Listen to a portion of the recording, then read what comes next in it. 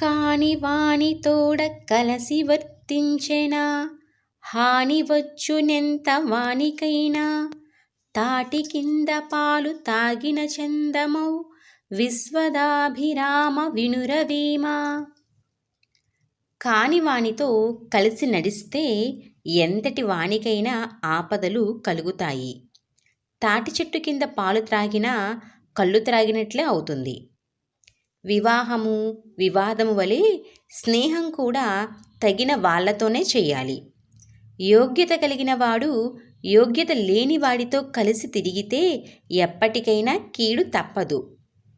అయోగ్యుడు తన లాభం తాను చూసుకుంటాడు. అందుచేత అవసరమైతే తనతో ఆత్మీయంగా తిరుగుతున్న వాడికైనా అపకారం చేస్తాడు. పైగా అయోగ్యులతో కలిసి తిరుగుతుండడం చూసిన వాళ్ళు వీడు కూడా అయోగ్యుడే అనుకుంటారు. పాలే అయినా తాటి చెట్టు కింద కూర్చుని త్రాగితే అది తాటికల్లే అనుకుంటారు కానీ పాలు అనుకోరు కదా. అందుకే దుష్టులతో స్నేహం, వారితో కలిసి తిరగడం పనికిరాదు.